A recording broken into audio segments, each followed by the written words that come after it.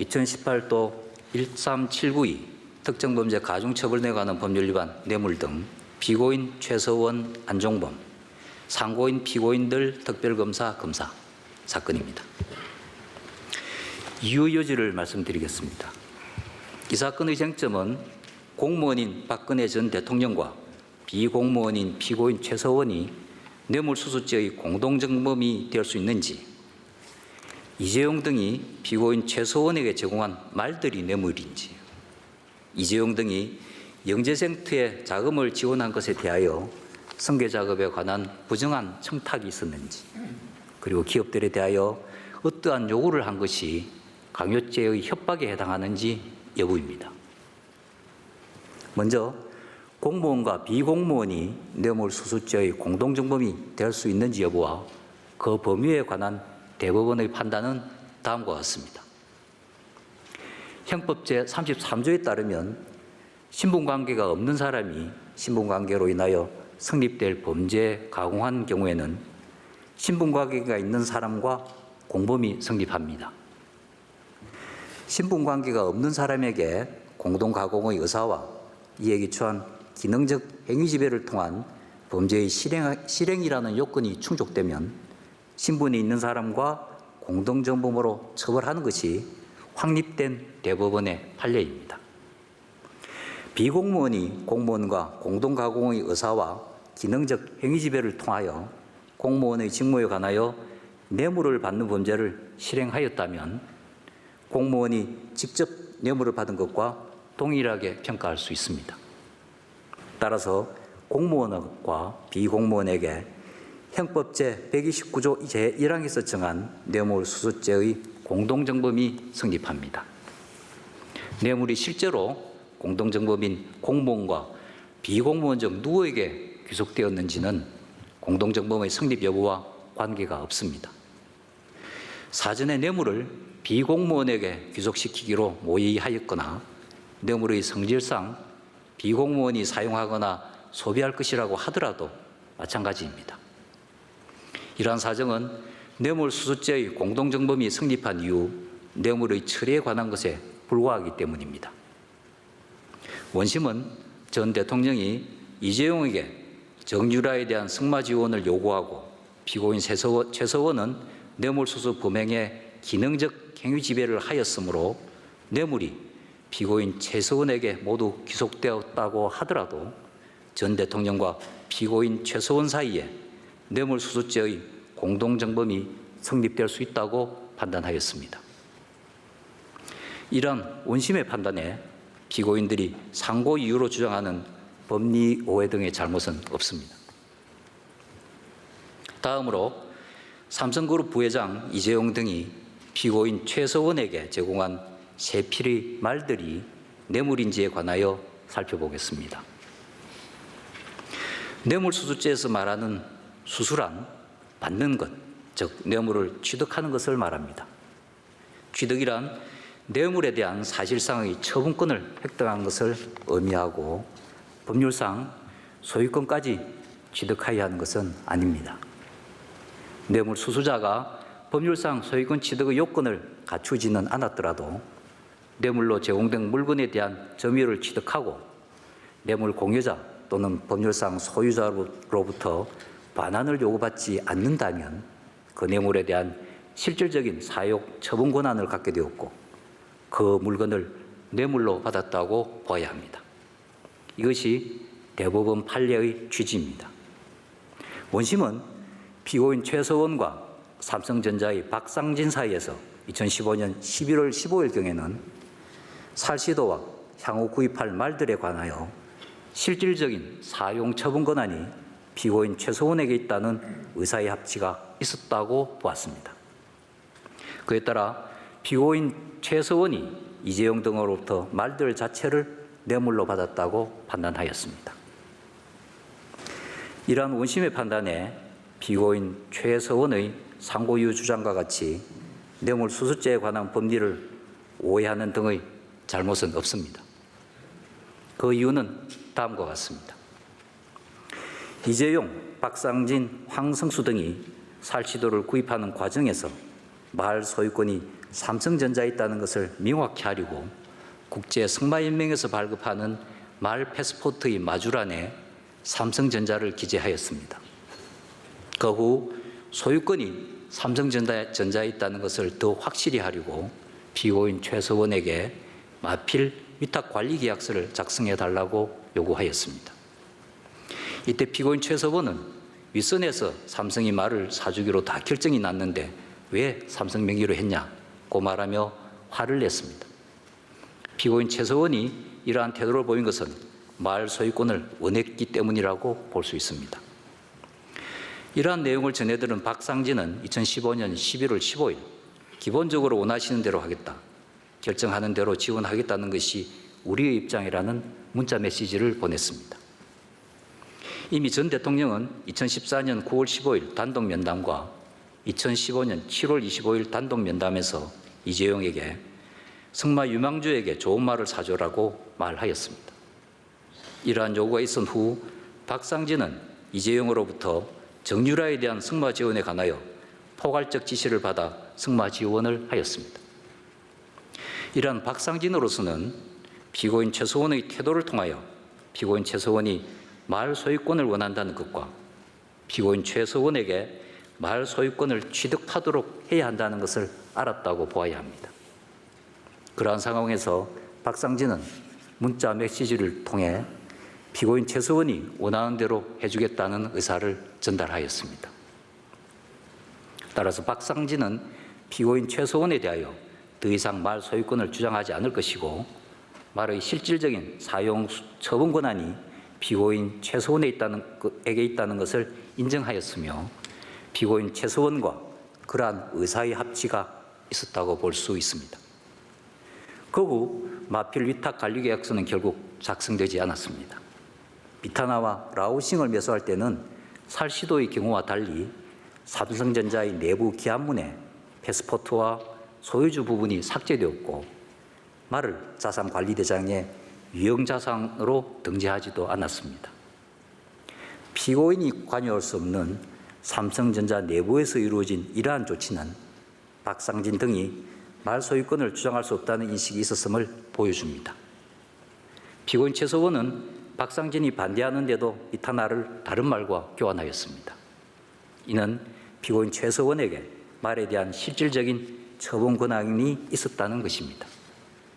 언론에서 승마지원 의혹이 제기되자 박상진 등과 피고인 최서원이 두 차례 회의를 하여 범행을 숨기는 방안을 논의하였습니다. 그때도 말들의 소유권은 피고인 최서원에게 귀속되는 것을 전제로 합의가 이루어졌습니다.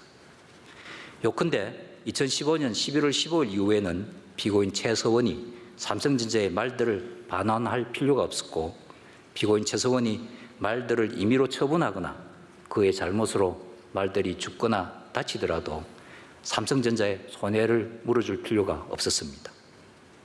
이러한 경우에 이재용 등이 피고인 최서원에게 제공한 뇌물은 말들이라고 보아야 합니다. 이와 다르게 뇌물로 제공한 것이 말들에 관한 액수 미상의 사용이익에 불과하다고 보는 것은 논리와 경험의 법칙에 반하고 일반 상식에도 어긋납니다. 이재용 등이 영재센터에 자금을 지원한 것과 관련하여 승계 작업에 관한 부정한 청탁이 있었는지 여부에 관하여 살펴보겠습니다. 형법 제130조 제3자 뇌물수수죄는 공무원이 직무에 관하여 부정한 청탁을 받고 제3자에게 뇌물을 공여하게 하는 행위를 처벌합니다.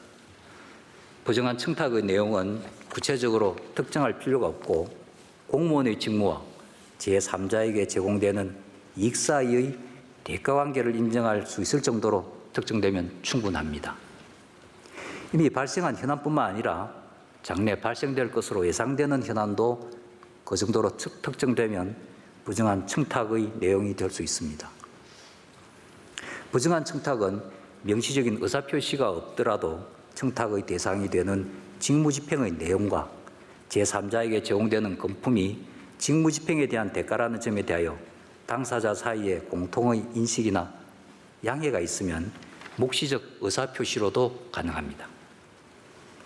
제3자 뇌물수수죄에서 직무와 관련된 뇌물에 해당하는지 또는 부정한 청탁이 있었는지를 판단할 때에는 직무와 청탁의 내용, 공무원과 이익 제공자의 관계, 이익의 다과, 수수 경위와 시기 등의 여러 사정과 아울러 직무집행의 공정, 이에 대한 사회의 신뢰와 직무수행의 불가매수성이라고 하는 뇌물죄의 보호법익에 비추어 이익의 수수로 말미암아 사회 일반으로부터 직무집행의 공정성을 의심받게 되는지 등이 기준이 됩니다.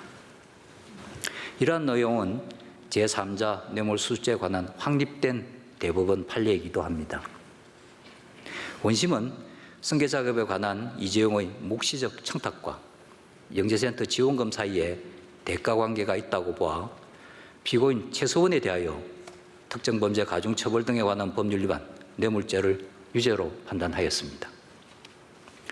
원심이 인정한 사실관계에 따르면 최소비용으로 삼성그룹 주요 계열사들인 삼성전자, 삼성생명에 대한 이재용의 지배권 강화라는 뚜렷한 목적을 갖고 미래전략실을 중심으로 삼성그룹 차원에서 조직적으로 승계작업을 진행하였음을 알 수 있습니다. 이러한 승계작업에 관하여 전 대통령의 직무 권한으로 영향을 미칠 수 있으므로 승계작업은 그에 관한 전 대통령의 직무행위와 제공되는 이익 사이에 대가관계를 인정할 수 있을 정도로 특정되었고 부정한 청탁의 내용이 될 수 있습니다. 승계작업 자체로 대가관계를 인정할 수 있으므로 승계작업의 성격으로서 이루어지는 구체적인 각각의 현황과 대가관계를 특정하여 증명할 필요는 없고 그러한 현안이 발생하고 있어야만 하는 것도 아닙니다. 따라서 원심의 판단에 피고인 최서원의 상고 이유 주장과 같이 법리를 오해하는 등의 잘못은 없습니다. 끝으로 강요죄의 협박에 관하여 살펴보겠습니다. 강요죄는 폭행 또는 협박으로 사람의 권리 행사를 방해하거나 의무 없는 일을 하게 하는 범죄입니다.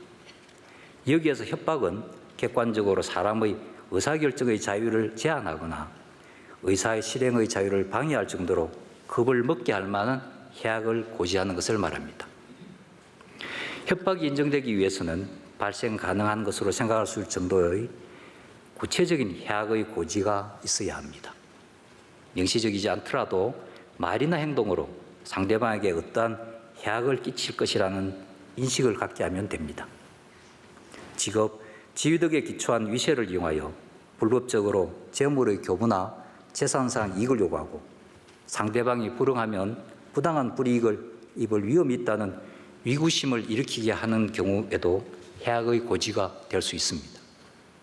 그런데 행위자가 직업이나 지위에 기초하여 상대방에게 어떠한 요구를 하였다고 해서 곧바로 해악의 고지라고 단정할 수는 없습니다. 특히 공무원이 자신의 직무와 관련한 상대방에게 이익의 제공을 요구하고 상대방은 공무원의 직무에 따른 직무에 관하여 어떠한 이익을 기대하며 그에 대한 대가로서 요구에 응하였다면 그러한 요구를 겁을 먹게 할 만한 해악의 고지라고 단정하기는 어렵습니다. 따라서 행위자의 지위뿐만 아니라 그 운동의 내용과 경위, 요구 당시의 상황, 행위자와 상대방의 성행, 경력, 상호관계 등에 비춰볼 때 상대방으로 하여금 그 요구에 불응하면 어떠한 해악에 이를 것이라는 인식을 갖게 하였다고 볼 수 있는지, 행위자와 상대방이 행위자의 지위에서 상대방에게 줄 수 있는 해악을 인식하였거나 합리적으로 예상할 수 있었는지를 종합하여 판단해야 합니다. 이러한 법리에 따라 살펴보면 전 대통령과 피고인 안종범이 대기업들의 재단법인의 출연금 또는 특정 단체의 지원금을 지급하게 하거나 특정 업체와 계약을 체결하는 등의 요구를 한 것은 그 운동의 내용과 경위, 요구 당시의 상황 등에 비추어 강요죄의 성립 요건인 협박으로 보기는 부족합니다. 당시 상대방에게 요구에 따르지 않으면 해악에 이를 것이라는 인식을 갖게 하였다고 평가할 만한 운동의 내용과 경위, 요구 당시의 상황, 행위자와 상대방의 성행, 경력, 상호관계 등에 관한 사정이 충분히 나타나 있지 않기 때문입니다. 원심이 이 부분에 대하여 강요죄를 인정한 것은 강요죄에 관한 법리를 오해한 잘못이 있습니다. 그 밖에 이 사건에서 당사자들이 상고 이후로 다투는 쟁점에 관한 대법원의 판단은 다음과 같습니다. 원심은 롯데그룹 관련 특정범죄 가중처벌 등에 관한 법률 위반 뇌물 부분에 관하여 전 대통령과 롯데그룹 회장 신동빈 사이에 부정한 청탁이 있었고 피고인 최서원과 전 대통령이 공동정범에 해당한다고 판단하였습니다. 또한 SK그룹 관련 특정범죄 가중처벌 등에 관한 법률 위반 뇌물 부분에 관하여 SK그룹 회장 최태원이 전 대통령에게 부정한 청탁을 하였고 전 대통령과 피고인 최서원이 공동정범에 해당한다고 판단하였습니다.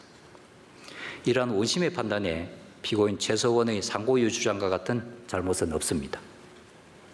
나머지 공소사실에 관한 원심의 판단에도 피고인들과 검사, 특별검사의 상고이유 주장과 같은 잘못은 없습니다. 다수 의견에 따라 다음과 같이 판결합니다.